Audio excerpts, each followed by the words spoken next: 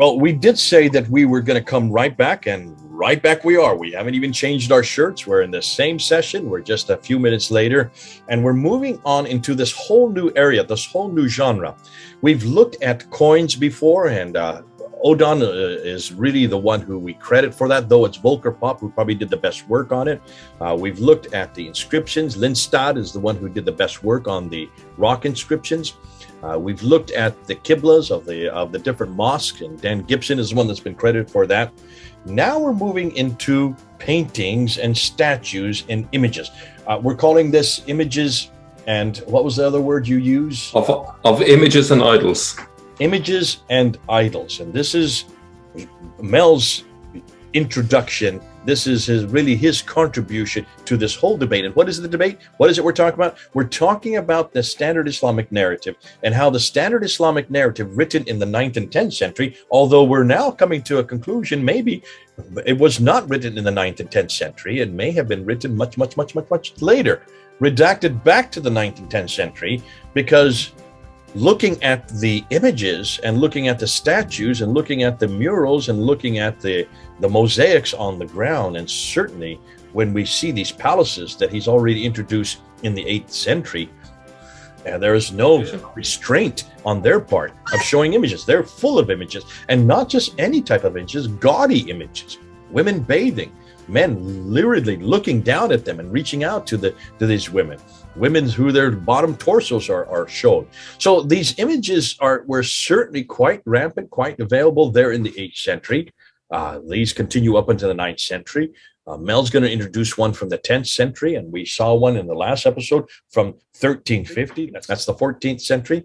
So you can see this is quite normal. This was continuing for quite a few hundred years. And it shuts down this notion that the standard Islamic narrative has it correct.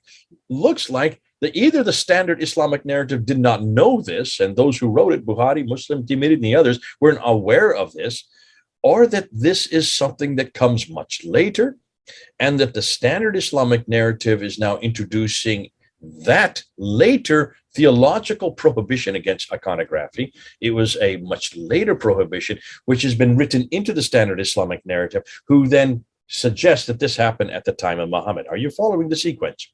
So here comes Mel. He's bringing in a whole new genre. We told that we were going to always use evidence on the ground. In this case, it's not so much on the ground, it's on the walls, and it's on statues. The mosaics on the ground are on the ground, but these are a whole new genre. Mel, you're introducing something we've never really talked about or even thought of. And until you brought it up, you weren't even thinking about this as a whole new genre. But this is yet another genre that shows that the standard Islamic narrative has it incorrect. And that's why we should doubt the standard Islamic narrative, have nothing to do with it. Let's go and see what actually happened. Now, what you're going to do now is you're going to show how this evolved. And that's what we want. We want to see what the paintings tell us, what the statues tell us, what the mosaics tell us, because that's how we're going to know then what really happened, not what Muslims have told us from the 9th and 10th century, and may even be from the 15th and 16th century. What you're going to tell us now is what we can see there in these palaces, on these walls, on these houses, which completely contradict what up to now we always assume was sacrosanct. Over to you. Yeah, let me just open up the PowerPoint. Okay, so a picture tells 1,000 words. A collection of pictures tells a history. And so my argument really is that if we look at the pictures, it's totally contradicting the idea that the Hadiths have, that images were prohibited. The fact that we have these images to show you suggests that there were millions of Muslims quite happy with these images over a long period of time, in fact, over 1,000 years. If they weren't happy with these images, surely none of these would have got to us today. They would have been destroyed. There would have been plenty of opportunities to destroy these images. Now, some Muslims will argue, oh, well, these were not approved by most Muslims. It was the Turks that allowed these pictures, or it was the Persians and so on. But that's just an excuse. That's basically saying that they're not real Muslims. But actually, all of these people were accepted as being real Muslims. And most of these people who were making these pictures were the ones in charge for hundreds of years. So we can't really accept that excuse. Well, even the images you showed in the last video, the last episode, they were from the 730s, and they were from Syria and Jordan and Jericho. None of those places were Abbasid. And also, this is the 8th century. So this predates, and you can't say it's the Ottoman because they don't come into power until 1299. So we're talking about starting in the 700s, not 1299. So that would throw that notion right out of the water because of the dates. Just look at the dates and you can see this is not that late. Absolutely.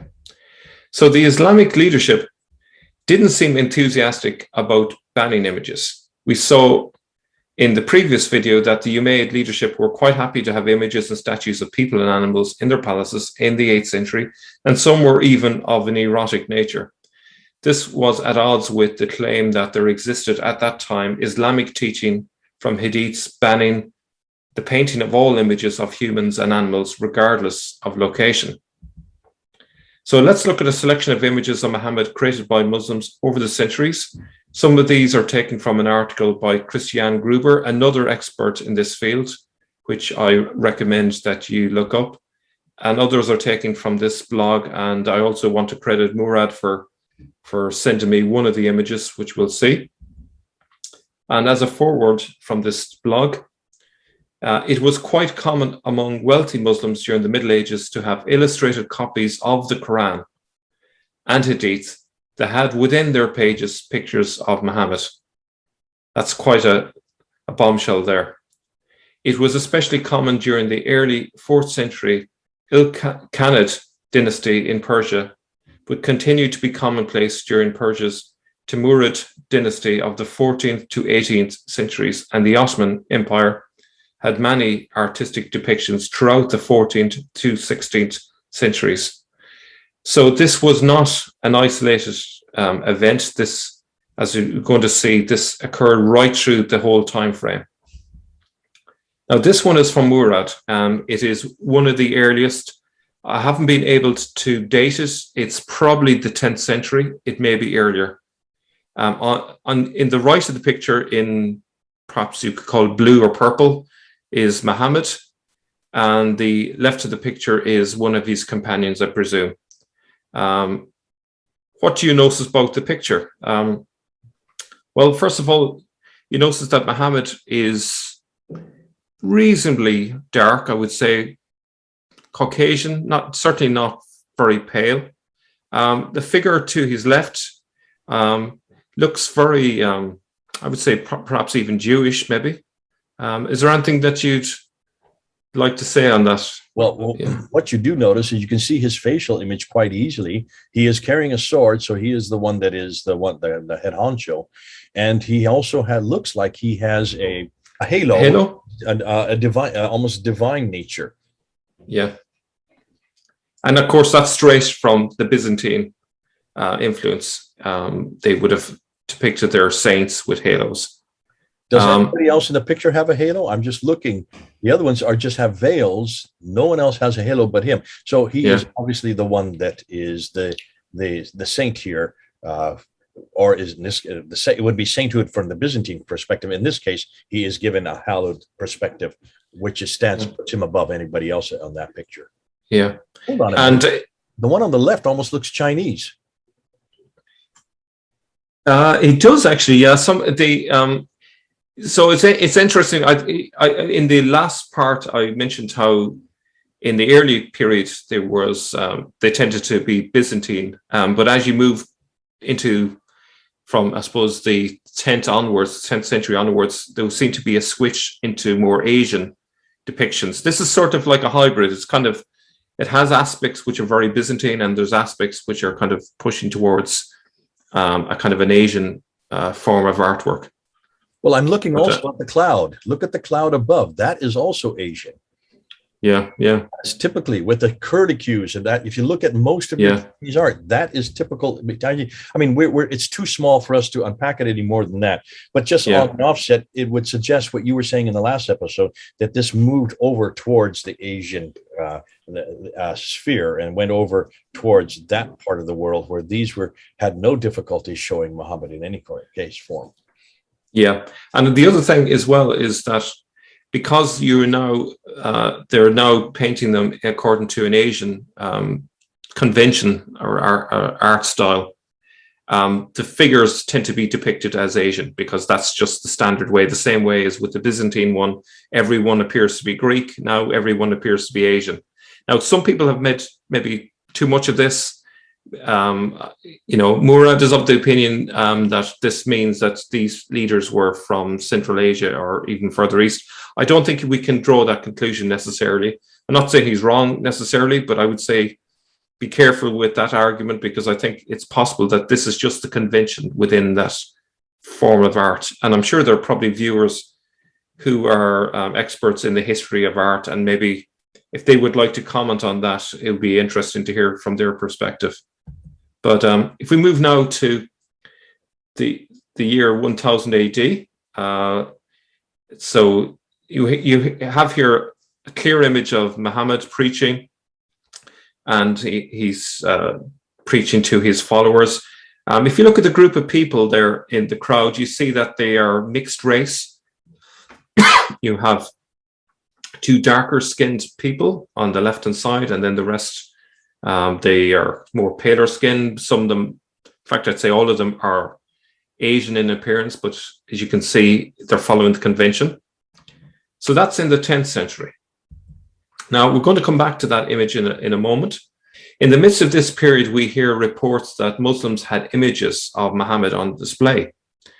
Ralph of Caen reports the destruction of an idol of Muhammad found on the Temple Mount in a book he wrote in 1118 about the First Crusade, which is from 1096 to 1105 AD. I'm going to read that on the left-hand side, first of all. Now, there's a dispute about this. Some people say, well, maybe he was exaggerating, maybe it's propaganda, but it's interesting in the context of all the other images that we can clearly see of Muhammad. Maybe this isn't completely wrong here. Maybe there's some truth to this. He says, talking about the Temple Mount, he says, a cast image made from silver sat on the highest throne. It was so heavy that 6 people with strong arms could barely lift it, and 10 barely sufficed to carry it. When Tancred saw this, he said, alas, why is this image here which stands on high? What is the purpose of this image with its gems and gold? What is this purpose of this purple cloth? For it was an image of Muhammad entirely covered with gems, purple cloth, and shining with gold.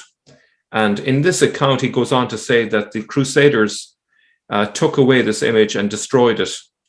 I have a mock-up of the scene.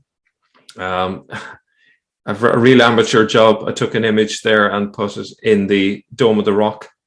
And that's how I imagined the image according to the report in Ralph of Caen's. But that's an interesting thing. This is the Crusaders report this.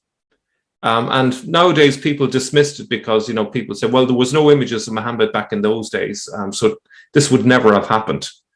Any thoughts on this, Jay, at this stage? Are you saying Ralph of Caen? This is Caen in France. He's from the French city of Caen. Yes. His report in 1096 to 1105, that period. Yes, he wrote the book in 1118. So literally, we're only talking about 13 years after the end of the First Crusade. So, and he says that he based his account on eyewitnesses that were there. He traveled to Antioch himself personally, so he was familiar with the area, and then he was highly placed in terms of being able to speak to eyewitnesses because his family was well connected. Ralph of Caen was actually a priest himself, so a person of high family connections, and also I think someone trustworthy because of the fact that he was a priest. I'd imagine we should give him some credibility based on his background. Obviously, there is a potential that we could say, well, maybe it's propaganda, and that this is simply a story made up. But as I'm going to show you, there's an image that I'm going to show you from a later period that seems to bear out his report. Okay, well, I mean, there's a number of things you can pick up just by that description, and that's why it's good we do have these descriptions. Because listen, who are we in the 21st century to suggest that he didn't know what he was talking about? He would have no other agenda but that. But here, first and foremost, here you have an image of Muhammad on the Temple Mount, and you're talking about. So you're talking about long after. I mean, this is when the Dome of the Rock was already in place and is still there. So it's on the Dome of the Rock, in the Dome of the Rock, excuse me, and he's wearing purple. Why do you wear purple? That's to show royalty. Yeah. With gems and gold. Why? To show, again, that he is in power. So it stands to reason what he's describing here, and why the Crusaders were so upset and why they then took it away or destroyed it was because this was in contradistinction of what the Temple Mount was to be. The Temple Mount is where the Holy of Holies is for the Jews, and it's where Mount Moriah was, and that's where Abraham supposedly sacrificed Isaac. So you can understand then why the Crusaders were upset with this and why they would get rid of it. But if that is the case, then that this image is there, that there was no problem with the statue of Muhammad himself that early, because we're talking about 12th century, although this would have, you're saying, probably existed since the 10th century. Yeah, the problem is all we have to go on is this report. We don't know when it was placed there. It could have been placed like a few decades before there, or it could have been there for hundreds of years. We simply don't know. But all we can say is if we trust this report, certainly in 1096, they claim that this was there. And so it's interesting. It contradicts in a massive way what the Hittites are saying is not allowed, you know.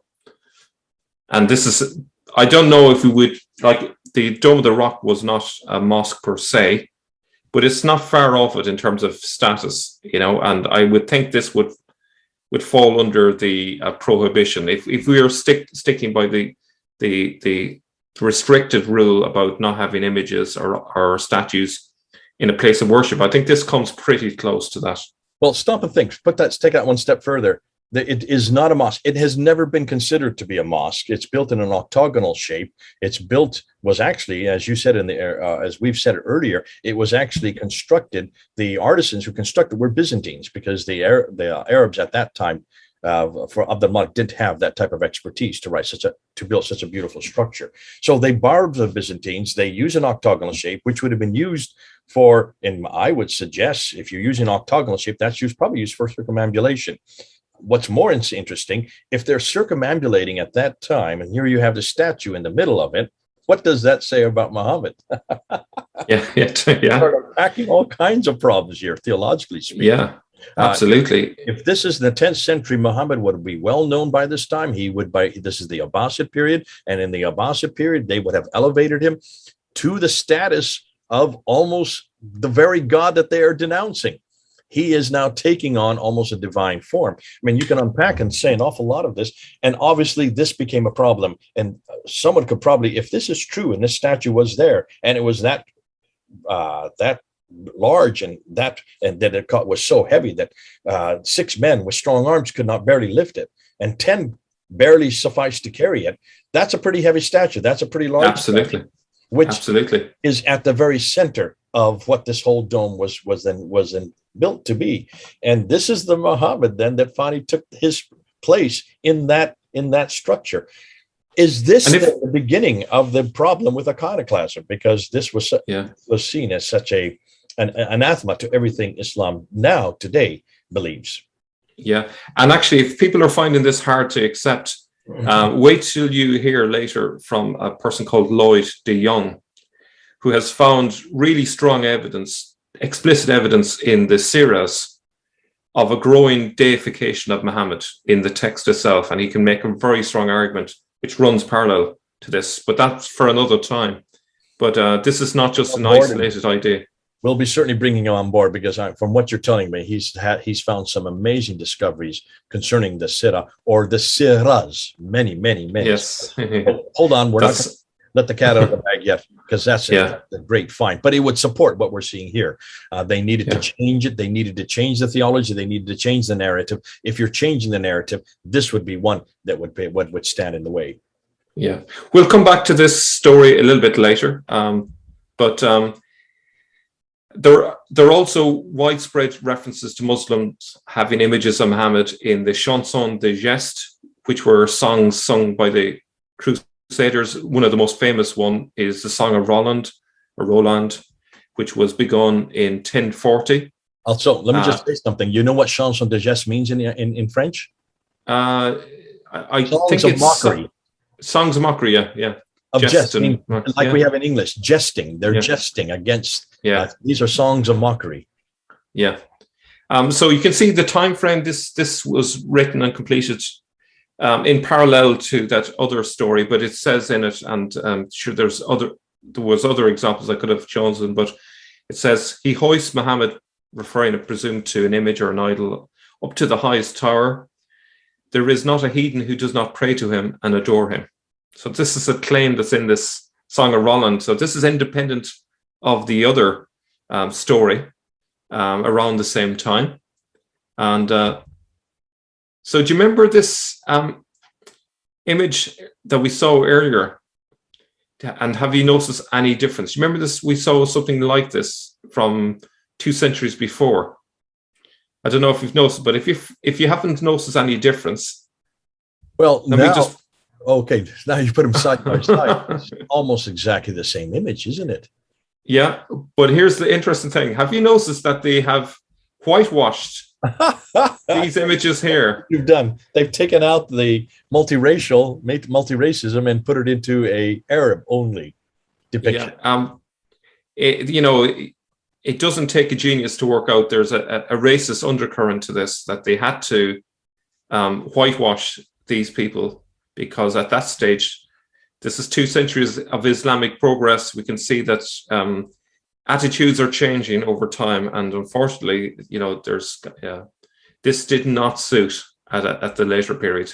Probably because at that stage there was a lot of slavery and so on, and very negative attitudes and so on. But that's it. That's an interesting thing I've noticed. So that's the 13th century there on the right-hand side. Here's another one. This is from the 14th century, so 1307. This is of the young Muhammad, is recognized by the prophet, as a prophet by the Christian monk Bahira. Now, personally, I don't know if there's any truth to this Bahira story. Murad is of the opinion that this appears to be in lots of traditions, in Christian traditions and in Muslim traditions, this idea of a Christian monk called Bahira. So he thinks, well, maybe there's some truth to that story. I have no opinion as of yet. I'm not convinced either way. But notice, again, Muhammad is depicted, and we can see that the figures are clearly Asian at this stage. Here's that image back again. In the traditions, in the Hadith, you have the reference to a very young Muhammad, and Bahira or others, these monks come to him, and in some case it changes it to angels come to him, and they open up his chest and they take out his heart, they clean his heart, and they put it back and close the chest again to show that he is sanctified, that he is different and above all others. This could be a depiction of that event. I see an angel who is bending down, coming from heaven, looks down, that he is anointing him there. Looks like he's anointing him as the sanctified one. Yes, yeah, very much so. And even the fact that the camels are bowing down, it's almost like there's kind of a sense of worship sort of implied by those animals kind of bowing down like that. It's ambiguous, let's put it that way, but it's... Well, you have the animal kingdom, you have the sages, and you even have the angels. I don't know who that is in the upper right hand. Would that be Allah himself, or it'd be one of the prophets, who is then also giving acknowledgement that he, as a young boy, was to be a great man, that this was acknowledging his ministry and his mission before he was any an adult. Yeah. I'm not sure who's that meant to be there, but yeah, it is kind of building him up to be a little bit more than just an ordinary human being. Let's put it that way. But I think in parallel to the seerahs that are being written, there's a kind of a growing sort of deification of Muhammad over this period. Now, from the same book as the previous slide, 1307, we have Muhammad receiving his first revelation from the angel Gabriel. As you can see, The features are clearly very Asian, doesn't really fit in with an Arabic narrative per se. That's just the style, I suppose, of the time. Here's another one, again from the same book. Muhammad solves a dispute over lifting the black stone into position. As you can see, all of the figures, particularly if you look at the ones on the right, they're clearly all Asian. Some of the ones on the left are maybe a little bit more ambiguous, but I think it's really very strongly Asian, and I think they're just copying the convention. So there you have that. And this is interesting. So this is 1300. So the black stone has been there since the 1300. The black stone, as you know, is still there today, and it's in the eastern corner of the Kaaba, and it's where everybody goes to kiss it. Al-Fadi, who lived just about 45 minutes from the Kaaba when he was younger there in Jeddah, he and his friends would just drive up as a lark on an afternoon, just go up to the Kaaba, park their car, go inside, and they would do the circumambulation, and they would always make a beeline for the black stone to kiss it, because by kissing it they were absolving their sins. And Al-Fadi remembers doing that as a young man, as a young lad. It was quite a lark. They would do it on the afternoon.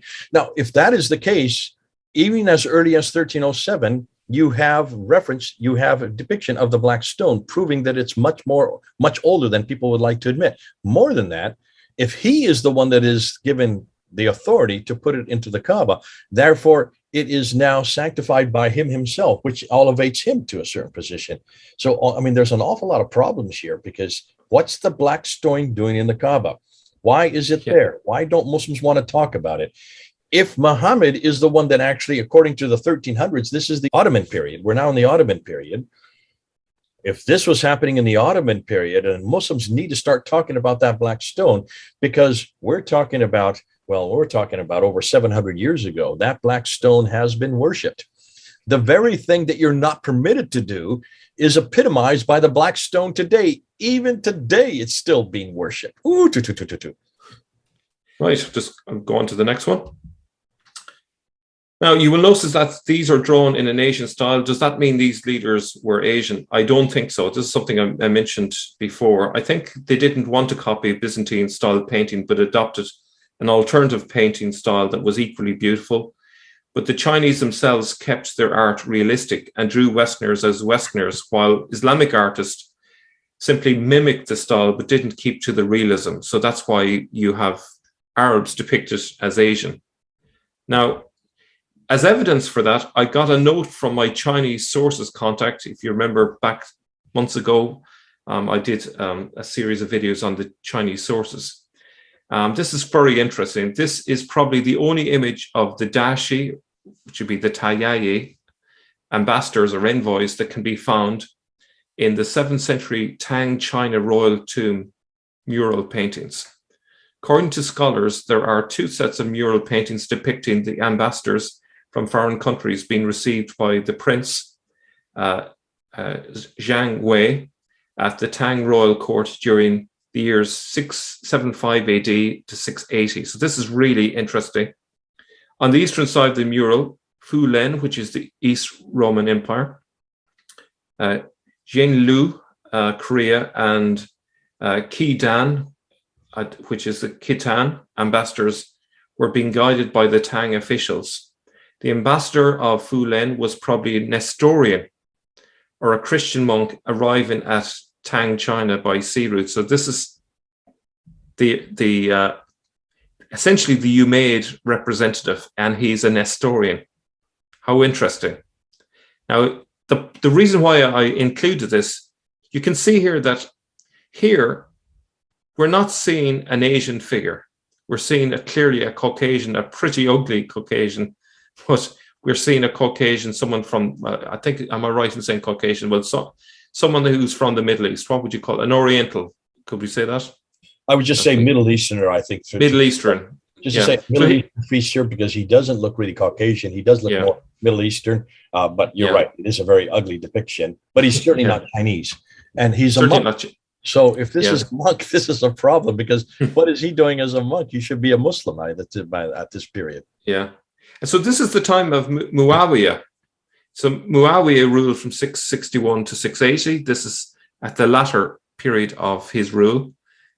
So even at that stage, he's sending out an ambassador who is a Nestorian monk, which, as you probably know, our audience will know, the Nestorians existed in Mesopotamia.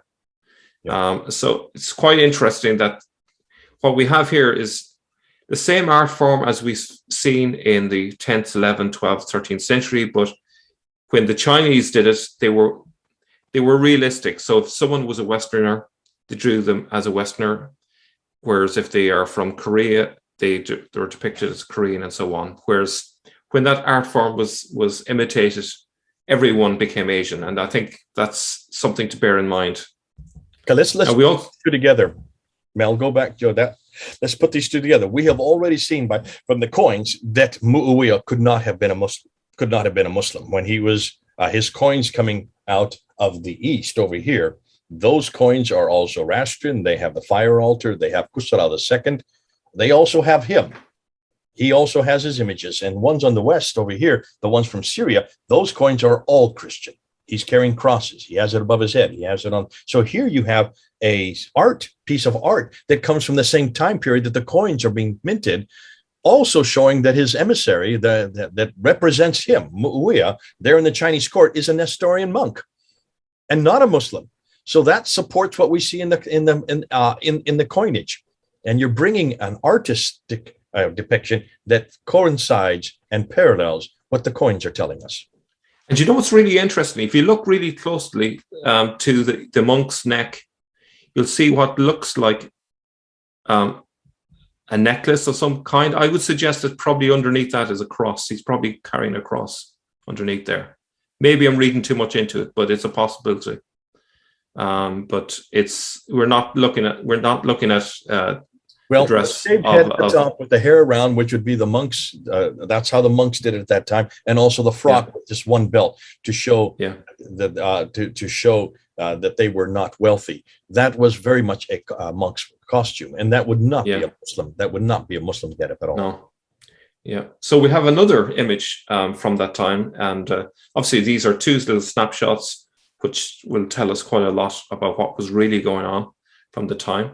And obviously the reason I'm, just to re-emphasize the point, the reason I'm saying this is because I'm suggesting that we can't really draw too much inference from the fact that Muhammad and his followers are depicted as Asian, because it's likely that they're just conventionally drawing everyone in that style rather than it being a realistic depiction. But here in China, they were capable of making distinctions in terms of ethnicities, because they are much more sophisticated in the way that they've drawn these people.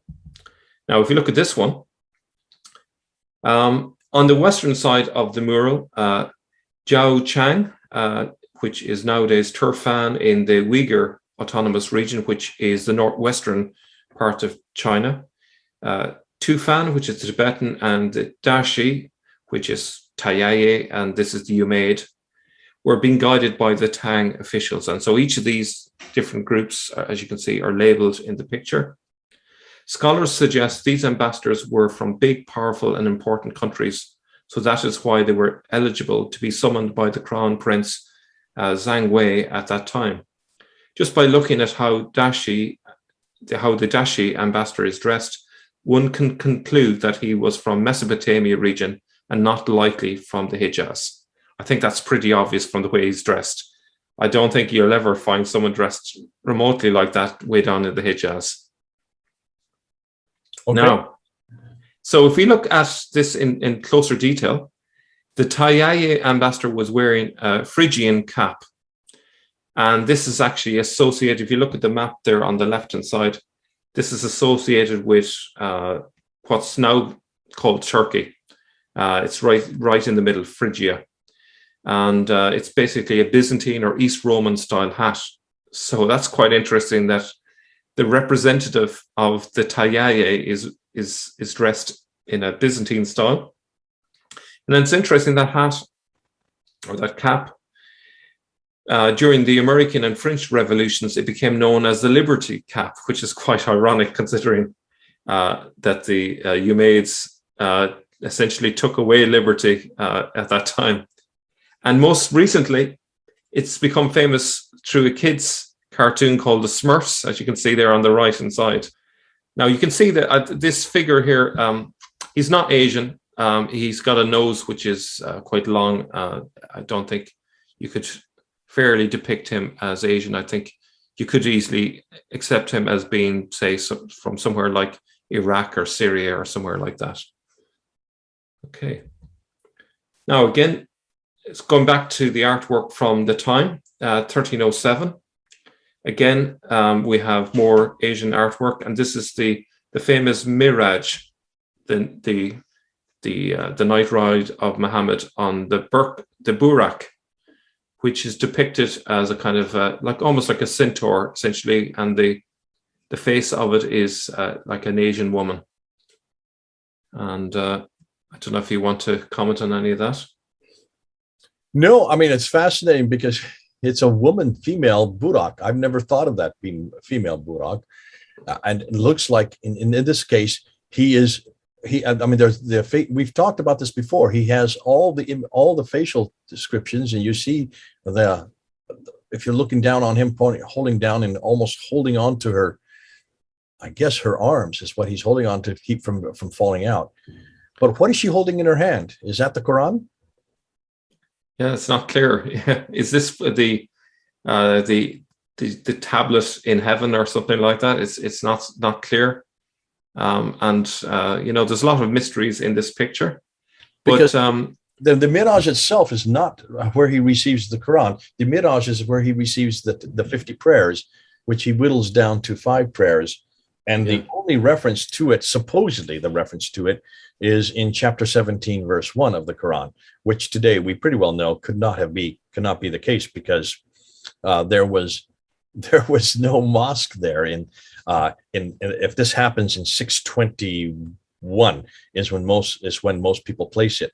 If this event happens in 621, there was no mosque in 621 because Jerusalem was not even taken over until 638. Too much late. So I'm surprised they have the Quran there, and I'd be interested to know why the Quran would be placed in the Burak hand. Do you know what I think? The thing that strikes me about this is not only do Muslims of the time have no problem with the depiction of Muhammad in an image, but actually these images were central to creating the mythology. Because if you're talking about a Burak that flies up into the heavens and so on, you need to help people to visualize it. And one great way of helping people to visualize it is to actually draw pictures. A picture says 1,000 words.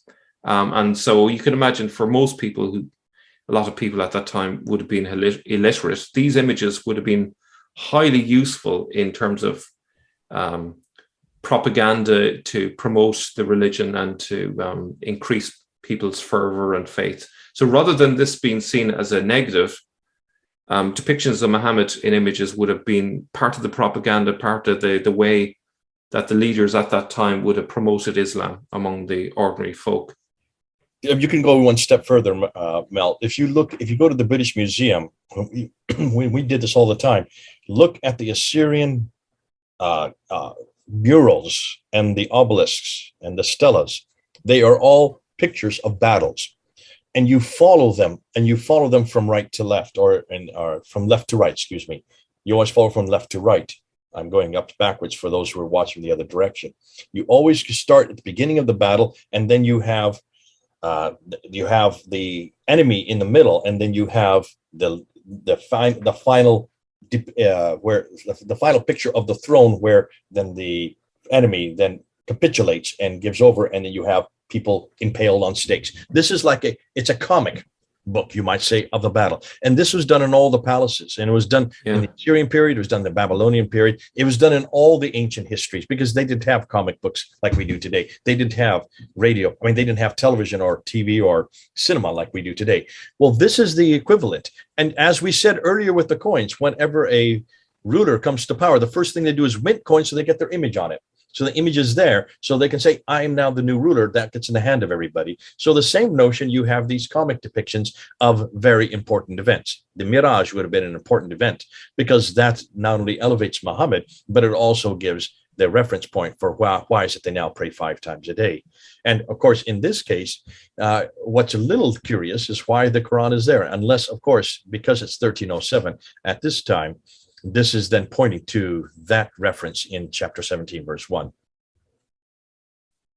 Absolutely. Now, so we go moving on a few years, 1320 is that picture there that we opened with. So Muhammad is receiving what seems to be a city by an angel. And now there is just some dispute about this city.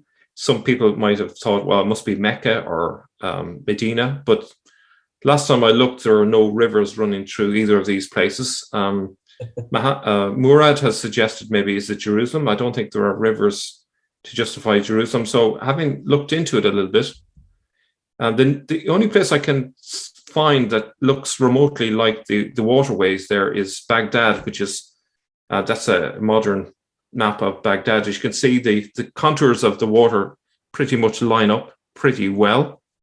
But obviously this is just speculation on my part. Beyond this, I've no idea where this might be, but this is my best guess in terms of where it is. So it is what it is. Obviously, the Muslims at the time considered this an important statement. And I can't imagine someone being sponsored to make this painting and going through all this effort to make this painting if this was not meant to be seen by lots of people.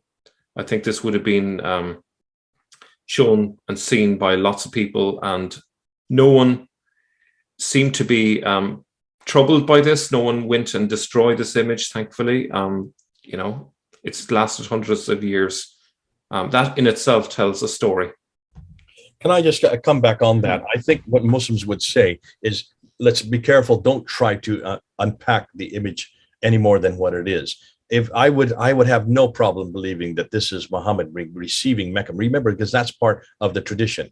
Remember at the Treaty of Hudaybiyah that happens according to the traditions. Now remember, this is according to the Sirah.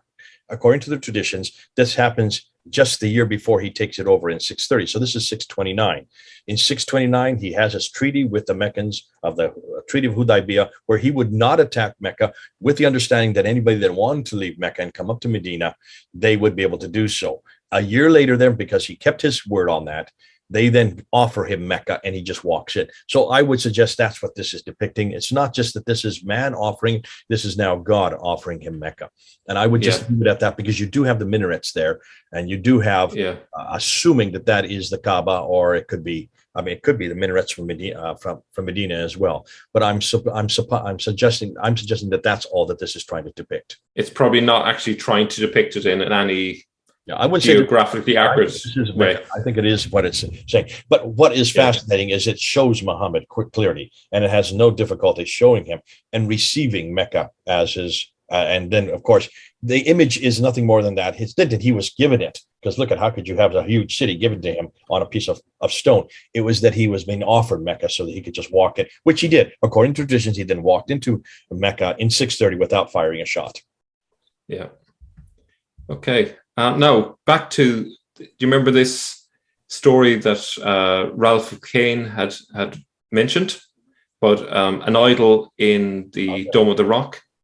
Well, here is a picture from 1317 to 1330. It's the Prophet Muhammad sits with the Abrahamic prophets in Jerusalem, anonymous. It's from the Miranama, the Book of Ascension. Now, this is basically a picture of Muhammad meeting the prophets when he traveled to Jerusalem.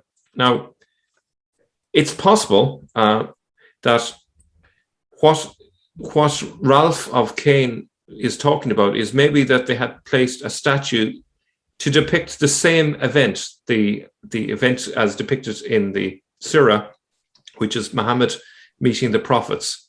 And so what essentially we have here is just two images of the same event being commemorated. One is a painting, which is an image of it. The other possibly is a statue in situ depicting that meeting of Muhammad with the prophets. So I hold that out as a possible explanation. If true, it would go to support the idea that maybe there is something to this idea of an idol in the Dome of the Rock. And this might be the nearest we have to what that idol may have looked like. If you notice that in this image, the image of Muhammad has got purple on him, the same as mentioned here, the purple cloth. So that's a suggestion. Now, if you look at the image as well, if you compare the size of it with the people in the foreground, it's clearly not a life-size image of Muhammad. So I think that fits with the idea that this is a statue and not actually a person. And possibly, and again, this is massively speculative on my part, but possibly this image was based on an earlier drawing or painting of the original idol in the Dome of the Rock. And to confirm the idea that this is meant to be in the Dome of the Rock, we can see the Sakra, that rock that is often depicted in photos of the Dome of the Rock. So I don't know if you have any thoughts on that. Yeah, well, this is fascinating because it's telescoping history and misconstruing history simultaneously, and this is typical of what artists do, and this is artistic freedom. They can do this, but take a look. You got some problems there. First of all, what in the world is he doing in the Dome of the Rock, which was built in 691? And first, and even more than that, how could he have ever gone to Jerusalem during his lifetime? We don't have any reference from going that far. Yeah. To Jerusalem. So that would be a misnomer. The Dome of the Rock, that's definitely the Dome of the Rock because it has the inner ambulatories, the pillars from the inner ambulatories. That was built in 691. Muhammad died in 632. The fact that it has the sakras is just showing that it's depicting on it. So it's fascinating that this is a telescoping of history to make a point.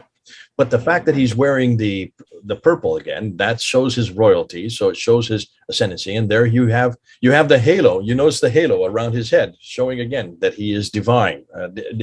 No one else has that halo but him. So all of this put into there is poetic license, or in this case, artistic license. But it's making a point.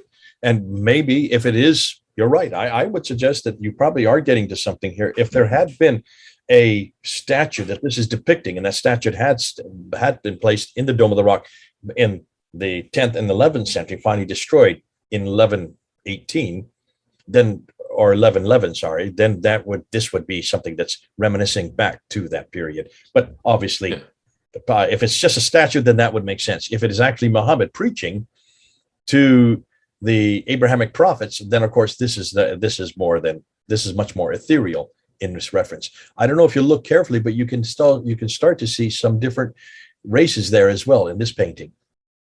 Yeah, you can.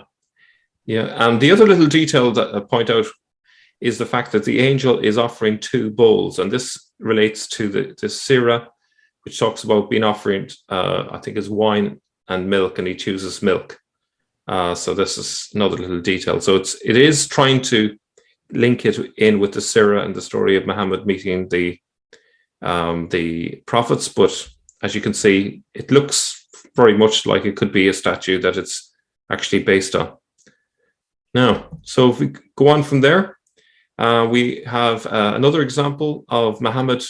This is Muhammad being born, and there's a flame coming out of his head, a bit like a halo, and you have what else? It's almost like a parallel to the nativity of Jesus, because you have the angels visiting the baby Muhammad. So it's very similar.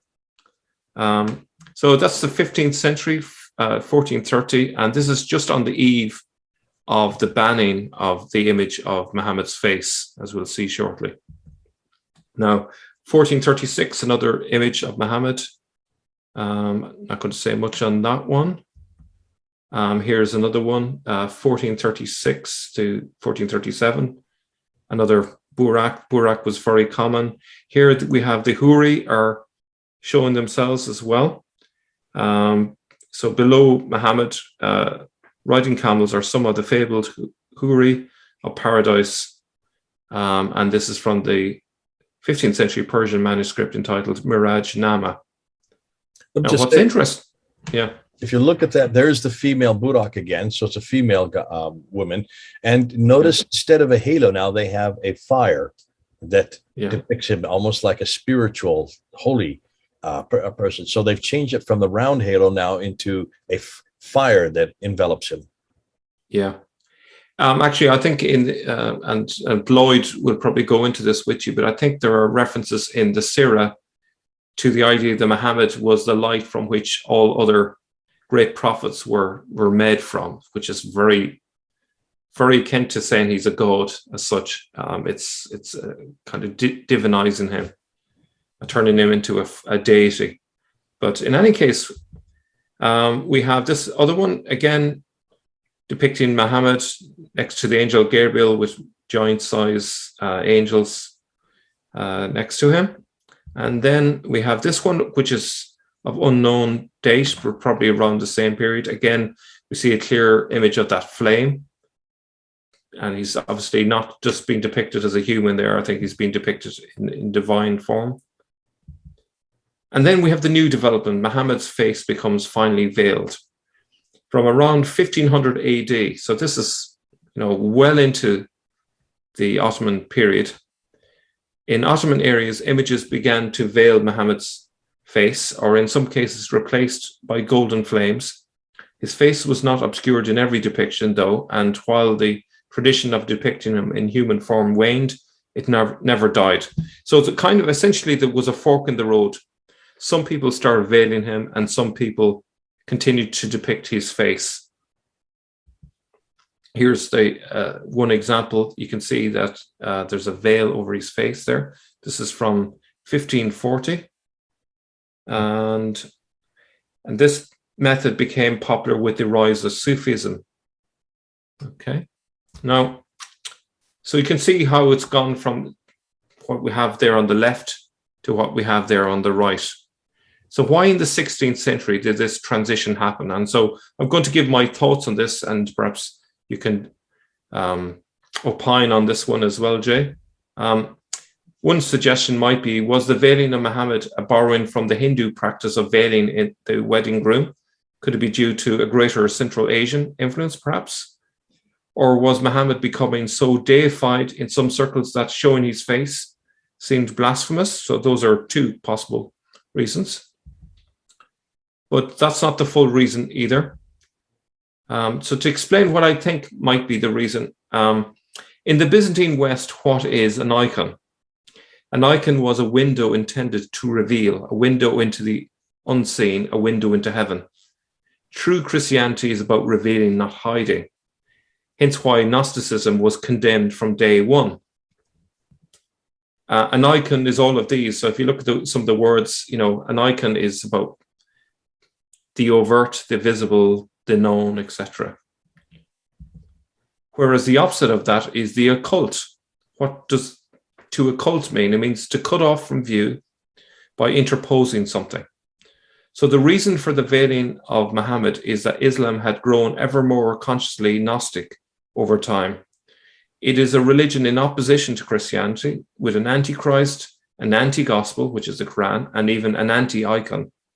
So this is my explanation for why they moved towards this veiling. Sufism is very much a Gnostic sect. And so I would suggest that the real reason, it may not be the surface reason, is that it's a Gnostic idea to veil, because only the elite, only the true Gnostics knew the full picture, and so therefore certain things are veiled from view. And as I mentioned before, Lloyd has gone into this in great detail, looking at the Sirahs and the Sharia, and he would suggest that Gnosticism is very explicit in these sources. I don't know if you want to jump in on that. Yeah, I can't say either one or the other. What is most important to me is that this does get introduced in the 16th century, 1500s, which will help us then to place and date when the when the Hadith were probably written. Yes, yeah, now, that's very much important. We have one volume from the 11th century, and we need to do more study to find out if that volume has anything about iconoclasm. But the other 8, the vast majority, are then introduced in the 1500s. Does that mean that there were others that came, like what Lloyd's finding with the Siddha? There are 56 different Siddhas that he has found. Could we not say that the same thing probably exists with the Hadith, that there were many renditions of the Hadith? And with each new rendition, as new theology got introduced, they have to backstory what the Prophet said. And so you backstory and redact it back to him saying this. In this case, the fact that the paintings show that this is something as late as 1500, where they start veiling him, suggests to me that that almost everything we know about Muhammad, we can now possibly put to that century and later. So 1500s and later. Let's hold on to that.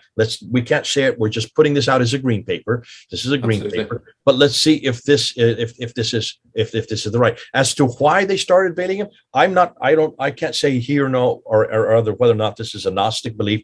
What it is important is that they want to shut down any idea of deifying him, and therefore not worshiping him, and then giving him a special status above the other. You can see even in this picture, he still has the halo around him. So he is already still being seen as separate, different, and superior. So that is still coming into play. But I think also, just as you may not see God, remember that's something that we have in Christianity. God, you cannot see face to face. Could they be borrowing that idea? That God cannot be seen face to face, therefore Muhammad whose face cannot be seen as well. They're borrowing that idea because we have elevated God to such an extent that not even Moses was permitted to see God face to face and be put in the cleft of the rock. Or they say, well, we want that for Muhammad. That would then elevate him to a status, not really divine, but we would suggest it is divine, because they don't realize what they're doing. They're actually deifying him in the process. And I think that's probably that's what I would probably going on. Yeah. Actually, I think there's kind of a contradiction even in this image, because on one hand they're kind of deifying him, and on the other they're saying don't make him an idol. So it's kind of like they haven't fully worked out. Seems like they haven't fully worked out what exactly their attitude towards Muhammad is. Is this mainly just reverence? So much reverence for him that we dare not show his face. Yeah. So bringing us up to the 20th century, then we can still see images of Muhammad. This is Muhammad's flight from Mecca in 622 AD. This is an Algerian color postcard from the 1920s or 30s. So I find this incredible. There's images of Muhammad, but it's on a postcard. So people were clearly very comfortable with having postcards with Muhammad's image, sending it through the postal system, knowing where, the way postcards are thrown into a bag and so on. This is not like having an image of Muhammad and reverently having it on a mantelpiece. This is going through the postal system. It shows a very different idea of Muslim sentiment in the early 20th century than perhaps you might find today. Would this, though, represent the powers that be, or is this nothing more for tourists? It's a good question. Well, but I would say that it's if Muslims were unhappy with this and these were on sale in Algeria, I'd imagine they would have kicked up a fuss if they were unhappy with it. But it doesn't seem to have, and no one seemed to have any problems with it back then. So it's interesting. I think it shows that there was certainly a tradition going back to centuries, as we've seen, where images of Muhammad were there and people didn't have a problem with it and didn't see why they should be banned.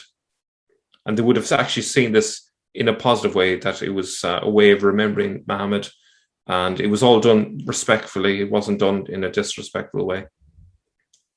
So here's another one. This is from the 1990s. Ironically, it was created from a photo taken by an Arab boy by an Orientalist in the early part of, I think it was the early part of the 20th century. And if we look at 2006, here we're back to the veiling. The Prophet Muhammad receives revelations on Mount Hira. This is in a children's book.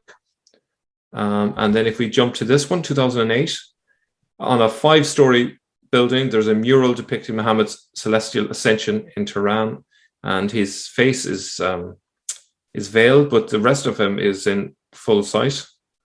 So as you can see, there's it's still a mixed bag we see kind of both traditions going on simultaneously. And then 2015, we have a still from the film Muhammad, the Messenger of God. The young Muhammad enters a monastery where he is recognized as a prophet. And as you can see, they have veiled his image. So in conclusion, it would appear that Islam, at least in one tradition, has evolved towards banning depictions of Muhammad beginning in Ottoman times, which was a compromise solution to veil his face. This has evolved into more radical traditions that ban images of him in any shape or form, regardless of the pious intentions behind such depictions. On the other hand, some Muslims remain tied to traditions that are verifiably over 1,000 years old of depicting Muhammad in art, including his face. It is a mistake to think that this was solely a Turkish or Shia practice. Gruber points out that at certain periods, Iran and the Ottoman lands had Sunni rulers, and some of those illustrations were sponsored by vehemently Sunni patrons. The patrons were very clear that when they produced the images of the Prophet, they are continuing the tradition of the Prophet, she says. Listen, Mel, thanks so much. This has been fun. It's been great following through the pictures. You're bringing up a completely new genre. This is a new genre that we're going to have to give you credit for. You're the first that's really unpacked it for us. You are just putting this out there as possibilities. What I think is fascinating is the pictures you've shown in this episode and the one you did in the last episode. There is an evolution in this theology. There is an evolution in this thought of depicting Muhammad or not depicting Muhammad. The earliest ones, you showed the palaces in the last episode. They're in Syria and in Jordan and in Jericho. No problem depicting anybody. In fact, depicting topless women bathing, men luring at her. You can show also in this episode all the pictures of Muhammad from the very beginning, and you can see him. He's there giving his last sermon. It was fascinating that you also zeroed in on the statue itself, the statue of Muhammad that Khan, Ralph of Khan, who was rewriting of this in the 1100s, he was writing about what the Crusaders had done earlier in the 11th century, 1000s, and that they had gone to Jerusalem in the first of the Crusades, and they had seen the statue, and they depicted it as so heavy they couldn't even lift it. 11 men could not even lift it, and that he was wearing a robe made of purple, which is royalty. And then you came back and you rounded back, say, could this be that image in another painting that was from much later, from the 1300s? Could this be that painting that Khan is referring to? Could well be, which suggests that if he's a statue right there on the Dome of the Rock, of all places, the center of, at that time, the center, certainly when it was built in 691, as Abdul Malik wanted to build it, then that would be hugely significant because it's sitting right over the Temple Mount, right, which is the Holy of Holies for the Jews. Possibly, if that was there, then that was, again, a mockery against the Jews and a mockery against the Christians whose pilgrims still went to the Church of the Sepulchre further down in the valley. But what's interesting is you then went and showed that the progression of Muhammad continued. There was lots of depictions of him. There was no difficulty depicting him until the 1500s, the 16th century. And then it changes. The 1500s, 16th century, it changes.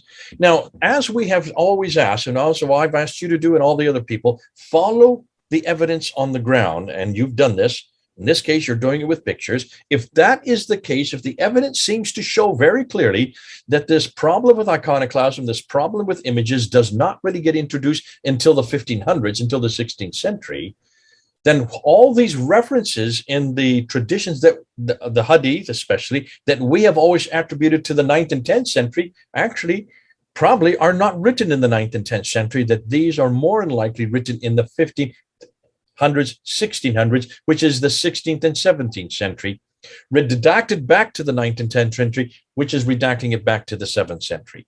And what you're seeing by looking at the images, there's a disconnect in the standard Islamic narrative again.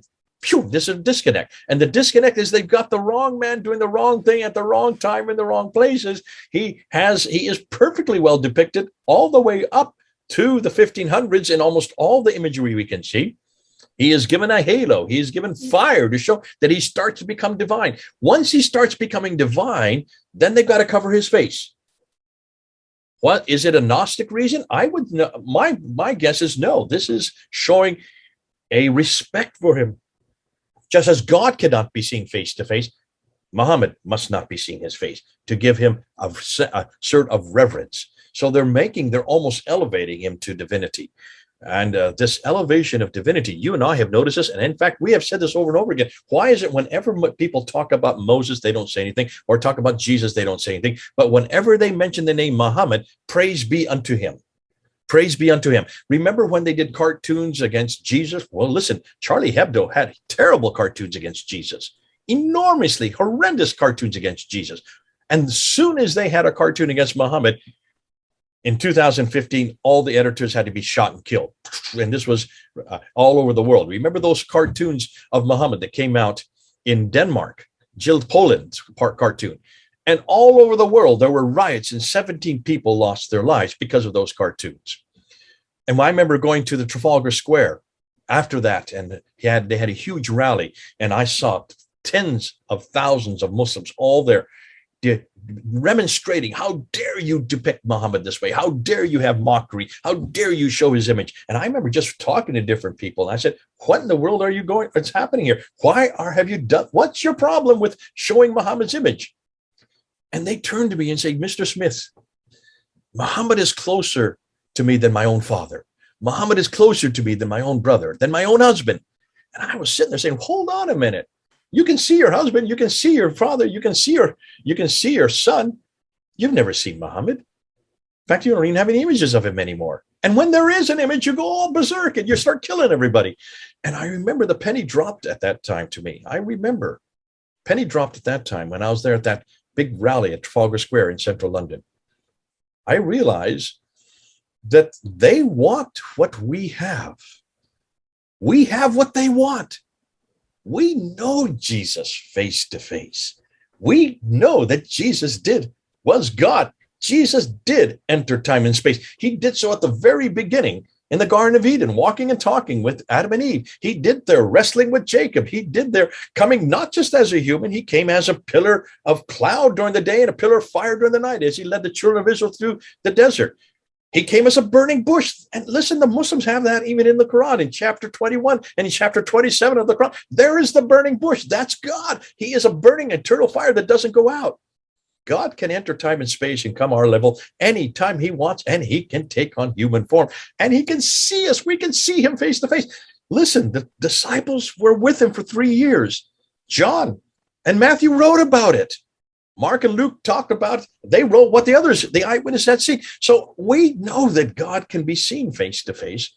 Islam doesn't. They cannot. They don't have any image of God. They've never seen him face. They don't know what it's like to have a relationship with God.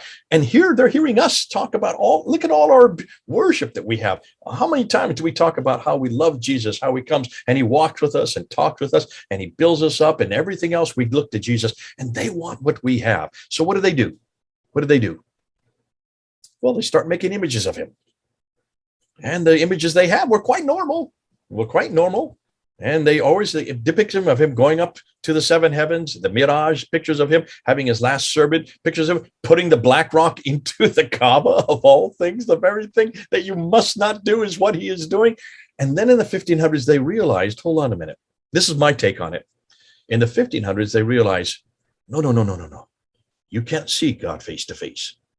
He is to be so holy. They have deified him to such an extent now. They have elevated him to so high. They have given him the royal robes, the royal colors of royalty. They have now have halos around his head, and now they turn into fire. He becomes the illumination. As your friend Lloyd is saying, he becomes the light to all of people, and almost he has now taken on the form of God. If he is God, if he is deified, you must not show his face. This is my take on it. I think what they're doing is they have such a reverence because they need God face to face. They need someone that supports, that does what we already have. We already have that. Jesus is God. He did come to us face to face. He did live for 33 years. He did die and rise on the cross. Wherefore we have no problem depicting him. If only Muslims can realize that, why don't they come on home? They're wasting their time on Muhammad. They're wasting their time on this iconoclasm. They're wasting this time and trying to create a theology that keeps him at arm's length and makes him, keeps him above them and keeps him so holy that we can't even show his face. When they can come back and see Jesus face to face. We've got him. They need him. Come on home.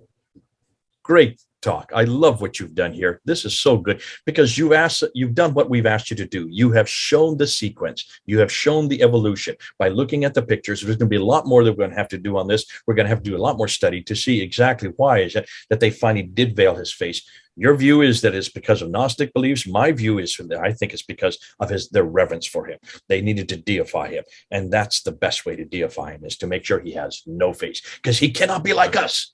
He must be faceless. We are human. Yeah. He must be above that human stature.